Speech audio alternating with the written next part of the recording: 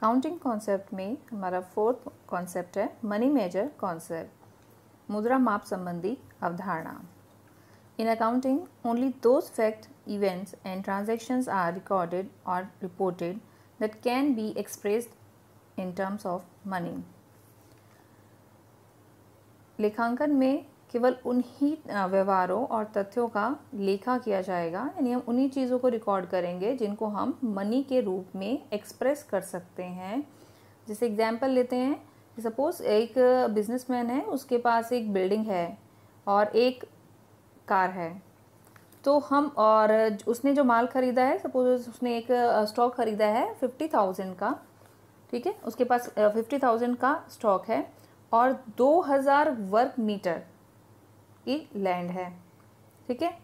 तो उसके बाद 4 आइटम्स हो गई, एक तो बिल्डिंग होगी, एक कार, एक माल है, स्टॉक है और एक लैंड है, ठीक है। लैंड का एरिया बता दिया है। तो इससे क्या करना है कि इससे जो बिजनेसमैन है, ठीक है ना, इससे व्यवसाय की आर्थिक स्थिति का जो पता चलेगा वो बहुत इजीली नहीं हो सकता। क्यों? क्योंकि अलग अलग जो एसेट्स हैं और उनकी जो मेजरमेंट यूनिट है वो सबकी अलग अलग है, ठीक है।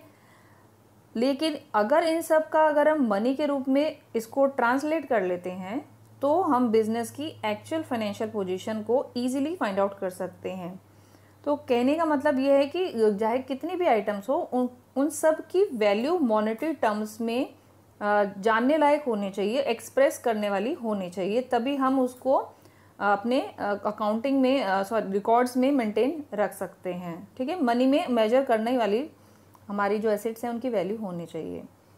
और इसी तरह आपकी अकाउंटिंग में जैसे आप मनी के रूप में इसको एक्सप्रेस करते हैं तो इसका एक ड्रॉबैक भी है। क्या है कि बिजनेस से संबंधित ऐसे बहुत ही कम फैक्ट होते हैं कि जो उसकी प्रगति या अवनति के द्योतक हैं, यानी कि जो उसकी प्रोग्रेस की रिपोर्ट देते हैं या प्रोग्रेस नहीं है उसकी रिपोर्ट देते हैं, परंतु क्या करते हैं, लेखांकन में इन तथ्यों को प्रकट ही नहीं किया जाता है, ठीक है, उनको एक्सप्रेस नहीं करते हैं। हम एक दूसरे एग्जांपल समझते हैं इस चीज़ को कि जैसे सपोज एक व्यवसाय का स्वामी है, उसकी मेडिकल हेल्थ, स्पेशली जब वो एक सोल प्रोप्राइटर है, तो उसकी भविष्य की जो हम प्रोग्रेस है वो हमको मेजर करना इम्पॉर्टेंट है, परंतु अकाउंटिंग इस टाइप पर, इस तरह की ट्रांजैक्शन पर, इस तरह के काम में कोई भी तरह, किसी भी तरह का रिस्पॉन्स नहीं देता है। इसी प्रकार से जो व्यवसाय है उसमें अलग अलग जो कर्मचारी हैं उनमें आपस में कितना कंसेंट है, कितना उनके अंदर कोऑर्डिनेशन है, ठीक है, ये सब भी उसकी प्रोग्रेस को डिफाइन करने में सहायक हो सकते हैं। पर आपकी अकाउंटेंसी में इन सब चीज़ों की तरफ भी कोई ध्यान नहीं दिया जाता है। तो कहने का टोटली कंक्लूजन ये निकलता है मनी मेजर कॉन्सेप्ट से कि सिर्फ उन्हीं ट्रांजैक्शन को रिकॉर्ड किया जाता है जो कि मनी में एक्सप्रेस की जा सकती हैं, और वो सारे ट्रांजैक्शन जिनसे मनी इफेक्ट होती है, ठीक है, उसको भी वो रिकॉर्ड नहीं करते। अगर जैसे कि मनी में ट्रांसलेट तो कर रहे हैं उन चीज़ों को, पर हम ये नहीं देख रहे कि मनी में ट्रांसलेट करने के लिए किस इंसान ने कितने एफर्ट करे हुए हैं, ठीक है। तो क्लियर हुआ मनी मेजर कॉन्सेप्ट, ये था हमारा मनी मेजर कॉन्सेप्ट। इसके बाद नेक्स्ट आ जाता है आपका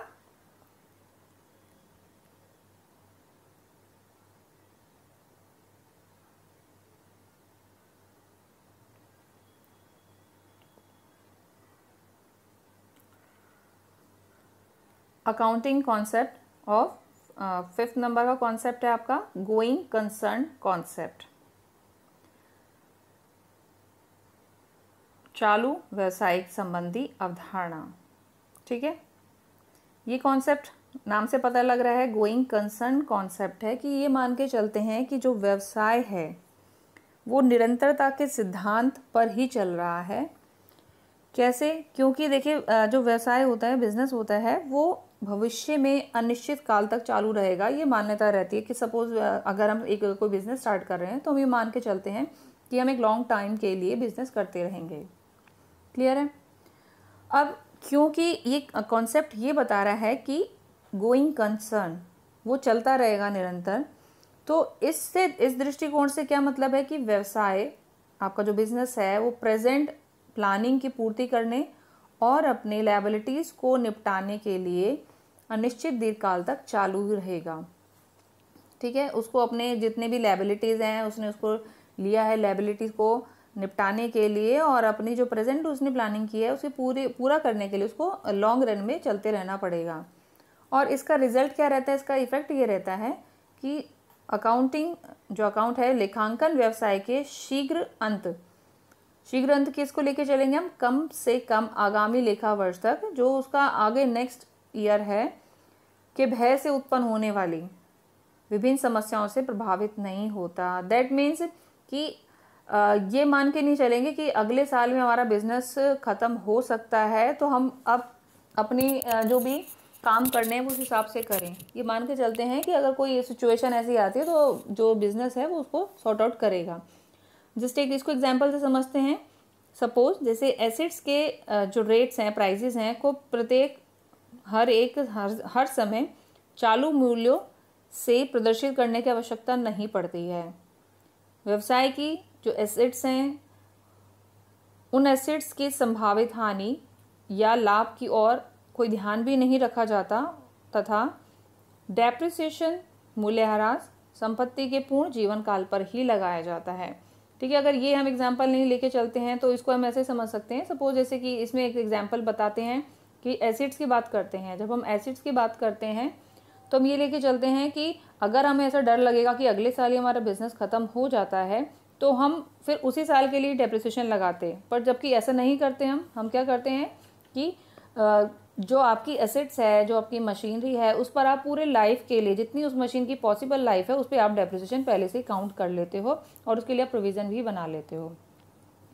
पर गोइंग कंसर्न कॉन्सेप्ट ये नहीं कहता कि अगर व्यवसाय का शीघ्र अंत यानी कि आगामी लेखा वर्ष की समाप्ति से पूर्व निश्चित है, वो ये नहीं कहता कि एक साल के अंदर आपका बिजनेस जो है वो ख़त्म ही हो जाएगा। तो भी लेखांकन इसी मत पर आधारित है कि ऐसी स्थिति में, ऐसी सिचुएशन अगर राइज हो जाती है तो लेखापाल को वास्तविक स्थिति को ध्यान में रखकर ही लेखा कार्य करनी चाहिए। यानी कि उसको ऐसा लग रहा है कि एक साल में अगर कोई बिजनेस में कोई प्रॉब्लम आने वाली है तो उसको उसी सिचुएशन को ध्यान में रखकर अपना काम करना होगा। फिर उसके बाद है आपका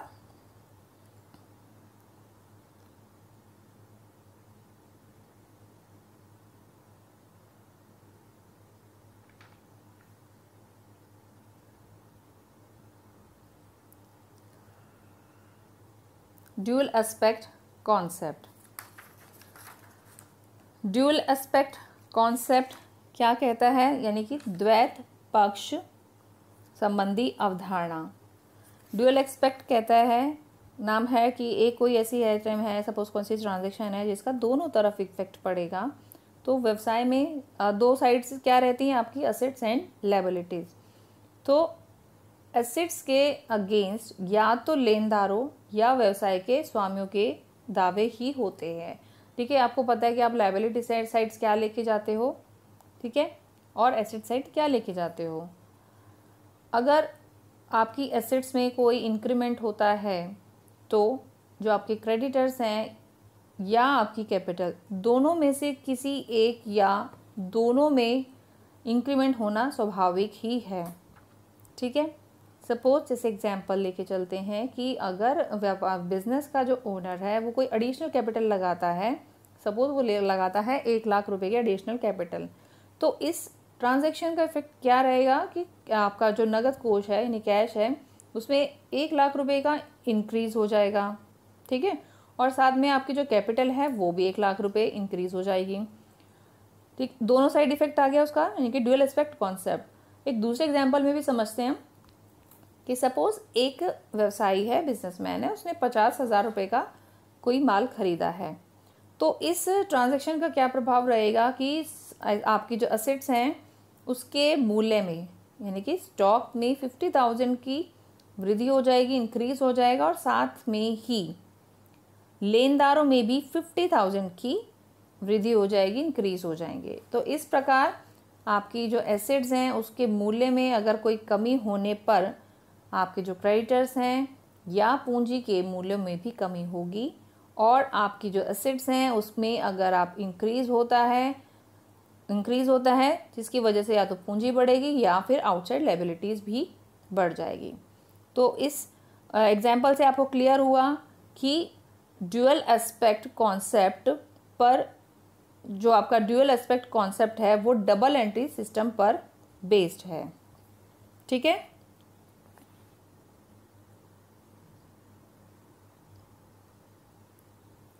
फिर उसके बाद आता है आपका अकाउंटिंग कॉन्सेप्ट।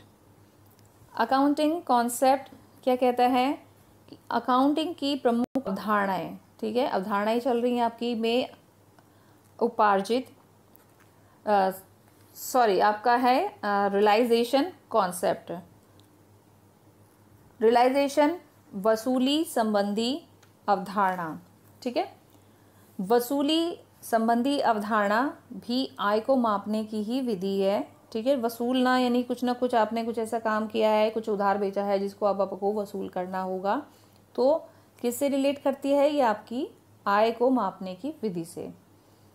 यह विधि यह बताती है कि व्यवहारों से आय किस समय मानी जाए, कि ट्रांजैक्शन कैसी हैं जिससे ट्रांजैक्शन जो की हैं उनसे जो आय हुई है उसे किस समय माना जाएगा।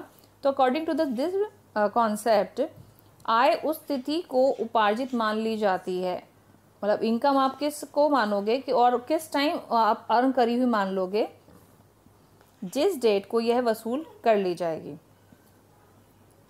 ठीक है, अब हमारे लिए क्वेश्चन राइज होता है कि वसूल क्या करना या वसूल करने से तात्पर्य प्राप्ति की रसीद, प्राप्ति की तिथि से नहीं है, यानी कि हमें वो पैसा जिस डेट को मिला है उससे हम प्राप्ति वसूली नहीं मानते, बल्कि उस डेट से है जिस तिथि को किसी प्रतिफल के बदले में माल या सेवाएं किसी ग्राहक को दी जाती हैं। ठीक है, इट मीन्स कि हमें वो डेट नहीं ध्यान में रखनी जिस डेट को हमको पैसे मिले हैं, रुपए मिले हैं, या जो हमारा जितना भी अमाउंट था वो हमको मिला है, बल्कि रियलाइजेशन किस डेट को मान लिया जाएगा, जिस डेट को किसी प्रतिफल, कोई जो भी आपका जो प्रतिफल के बदले में गुड्स या सर्विसेज किसी ग्राहक को दी हैं उसी दिन मान लिया जाएगा। सपोज एक एग्जांपल लेते हैं कि एक ग्राहक है, कस्टमर है, से आदेश जनवरी में प्राप्त हुआ है। ठीक है, एक ग्राहक से आदेश जनवरी में प्राप्त हुआ है, तो अकॉर्डिंग टू दिस ऑर्डर माल फरवरी में तैयार हुआ। ठीक है, मार्च में उस माल की सुपुर्दगी की, यानी ग्राहक को दे दी गया सामान, और अप्रैल में उस वस्तु का मूल्य उसको रिसीव हो गया है। तो अकॉर्डिंग टू दिस कॉन्सेप्ट इस ट्रांजैक्शन की आय मार्च के माह की आय मानी जाएगी। ठीक है, क्योंकि उसको देखो जनवरी में तो ऑर्डर रिसीव हुआ है, तो उस टाइम तो उसने कुछ भी ट्रांजैक्शन की नहीं है, जो दुकानदार है उसको सिर्फ ऑर्डर ही मिला था और उसका माल बना फरवरी में, पर उसने मार्च में अपने ग्राहक को वस्तु की सुपुर्दगी दी थी, तो हमारी वसूली कब मानी जाएगी? मार्च में। और जबकि संबंधित माल का स्वामित्व बेचने वाले से खरीदने वाले को हस्तांतरण कर दिया गया है और माल की सुपुर्दगी दे दी गई है, जबकि उसका भुगतान अप्रैल में मिला है। तो इन कुल मिला के बात यह है कि जिस टाइम पर गुड्स एंड सर्विसेज का ट्रांसफ़र हो जाता है, ठीक है, एक दुकानदार से उपभोक्ता को या ग्राहक को, उसी टाइम उसकी रियलाइज्ड वैल्यू आपको ध्यान में रखनी है, वही आपकी वसूली संबंधी अवधारणा है। ठीक है, भले ही आपको पेमेंट कभी भी हो, it doesn't connect to the payment, जो आपकी वसूली संबंधी अवधारणा है। फिर उसके बाद है आपका accounting period concept. Accounting period, देखो, एक व्यवसाय के संबंध में ये मान्यता रहती है कि अनिश्चित काल तक तो चलता रहेगा, पर इसके जीवन काल में इसके विकास की गति, इसकी निष्पत्ति ज्ञात करना बहुत ज़्यादा इम्पॉर्टेंट है, आवश्यक है। तो इसके लिए व्यवसाय के जीवन काल को अलग अलग टाइम इंटरवल में डिवाइड कर दिया जाता है। ठीक है, अब टाइम इंटरवल कैसे करोगे? हम ये मान के चलते हैं when we are conducting a business कि जो समय है वो 1 वर्ष का लिया जाता है, जिसे आप एक लेखा वर्ष भी कहते हो, यानी काउंटिंग पीरियड। अब कारण क्या है इसको एक साल बांटने का कि जो आपका बिजनेस है वो पूरा जीवन भर चलता रहेगा, तो वो क्या करे। तो उसके लिए सबसे इजी क्या रहता है कि सारे के सारे जितने भी ट्रांजैक्शन हैं आप वो एक साल के लिए रिकॉर्ड मेंटेन कर लेता है उस चीज़ का, ठीक है ना। एक साल के लिए अपने अकाउंट प्रिपेयर कर लेता है। तो इसीलिए उसने क्या करता है कि वो जर्नली अपना एक साल का अकाउंटिंग पीरियड सेट कर लेता है, जिसे अकाउंटिंग पीरियड कहते हैं, लेखा वर्ष कहते हैं। अब आपके हर एक लेखा वर्ष के अंत में जब ख़त्म होता है आपका फाइनेंशियल ईयर, तो आप प्रॉफिट एंड लॉस बनाते हो, जिसके आधार पर आप व्यवसाय की वार्षिक प्रकृति का पता लगाते हो। इसके अलावा आप अपने अकाउंटिंग जो आपका ईयर है उसकी लास्ट डेट का बिजनेस का बैलेंस शीट भी तैयार करते हो। यानी कि लास्ट डेट आपकी कुछ भी हो सकती है, इट कुड बी 31 मार्च और 31 दिसंबर, it ups to the business की which year it will adopt, ठीक है ना। वो कौन सा ईयर अडॉप्ट करता है उस पर डिपेंड करता है, जिसके द्वारा, ठीक है, उसकी बैलेंस शीट भी बना ली, तो जो उस वर्ष के अंत की तिथि को उस व्यवसायिक संस्था की आर्थिक तिथि को ही प्रकट करेगा। यानी कि वो जो डेट स्पेशली मेंशन करते हैं 31 मार्च, ठीक है, या फिर 31 दिसंबर, वो बता रहे कि एक साल में 31 मार्च तक उसके सारे के सारे लेन दोनों का उसने लेखा कर लिया है और वो अपनी बैलेंस शीट प्रिपेयर कर रहा है कि अब उसका वो जो समय है वो समाप्त हो गया है, ठीक है। इसी को व्यवसाय का वित्तीय वर्ष कहते हैं। और इसी अवधारणा के आधार पर ही आपका इनकम स्टेटमेंट भी बनाया जाता है, ठीक है, जिसमें क्या करते हैं, अलग अलग जो आइटम्स हैं उसमें आपके चाहे वो कैपिटल नेचर के हैं या वो रेवेन्यू नेचर के हैं, उनको डिस्ट्रीब्यूट कर दिया जाता है। और इसी डिस्ट्रीब्यूशन के आधार पर ही आप ये डिसाइड करोगे कि कौन सी item profit and loss account में जाएगी और कौन सी आइटम आपकी बैलेंस शीट में चली जाएगी। फिर उसके बाद 9th आ जाता है आपका मैचिंग कॉन्सेप्ट। अब मैचिंग कॉन्सेप्ट उपयुक्तता की अवधारणा अथवा मूल मिलाने की अवधारणा इसी सिद्धांत पर आधारित है। देखिए, मूल मिलाना क्या मतलब, मैच करना है आपको, और उपयुक्तता, तो जो खर्चे जिस लेखा वर्ष से रिलेट करते हैं उन्हें उसी वर्ष से संबंधित आय को चार्ज किया जाना चाहिए। जिस साल में आपने कोई खर्चे किए हैं तो कोशिश करनी चाहिए कि उसी साल में उन खर्चों को रिकवर कर लिया जाए। सपोज जैसे एग्जांपल लेके चलते हैं, जैसे साल है 2020, ठीक है, तो 2020 में हमने जितने खर्चे करे हैं we try to recover our all those expenses in 2020, हम उसी साल में उसको रिकवर करेंगे। तो उससे क्या होता है, जो आपके जो एक्सपेंसेस हैं, खर्चों को आय से इस प्रकार रिलेट करना है, ठीक है, कि मेल मिलाने की अवधारणा कहलाती है। इसी तरह से खर्चों को आय से रिलेट करना ही आपकी मैचिंग कॉन्सेप्ट है। और इसी अवधारणा के आधार पर आपके आउटस्टैंडिंग एक्सपेंसेस को वर्ष के खर्चों में ही सम्मिलित कर लिया जाता है, जबकि आपके प्रीपेड खर्चों को शामिल नहीं किया जाता, ठीक है। तो इसमें आपके जो मैचिंग कॉन्सेप्ट है उसमें कुछ ना कुछ देखो डिफ़िकल्टीज भी राइज होती हैं। जैसे कुछ खर्चे ऐसे भी होते हैं जैसे जिन्हें आसानी से किसी विशेष अवधि की आय के साथ संबंधित नहीं किया जा सकता, ठीक है, कि वो किस साल खर्चे तो हुए हैं पर ये नहीं आप फाइंड आउट कर पा रहे कि वो किस साल के खर्चे माने जाएंगे। जैसे आपके प्रिलिमिनरी एक्सपेंसेस हो गया, आपके जो शेयर्स एंड डिबेंचर्स के इशू के टाइम जो खर्चे किए थे, एडवर्टीजमेंट के खर्चे तो हुए हैं, पर क्योंकि आपका बिजनेस सेट होने में थोड़ा टाइम लगता है तो आप उसको उस साल के खर्चे नहीं मान पा रहे हो, ठीक है। तो ये डिफ़िकल्टी आ जाती है आपकी मैचिंग कॉन्सेप्ट में। फिर सेकंड डिफ़िकल्टी क्या हो सकती है कि साल में किसी भी संपत्ति यानी एसेट्स पर कितना डेप्रिसिएशन रिटर्न ऑफ किया जाए, यह भी आप अच्छी तरह से निर्धारित नहीं कर सकते। और आपकी थर्ड डिफ़िकल्टी है कि आपके जो लॉन्ग टर्म कॉन्ट्रैक्ट हैं इनके संबंध में भी ऐसी कठिनाई ही उत्पन्न हो जाती है, ठीक है। तो ये था आपका मैचिंग कॉन्सेप्ट। फिर उसके बाद लास्ट है आपका अकाउंटिंग कॉन्सेप्ट। इसमें बैलेंस शीट इक्वेशन कॉन्सेप्ट है जो कि चिट्ठा समीकरण अवधारणा है, और ये अवधारणा इसी सिद्धांत पर आधारित है कि प्रत्येक डेबिट मद का उतना ही क्रेडिट मद होता है और ये दोनों बराबर होते हैं।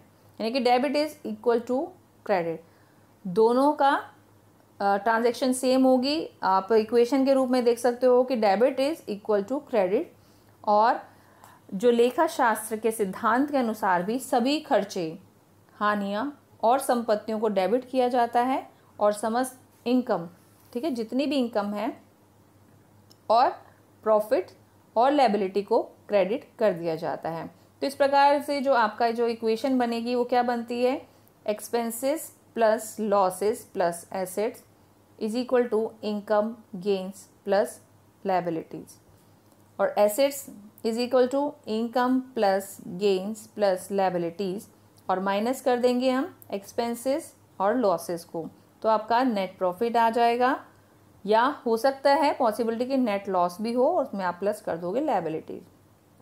क्लियर है।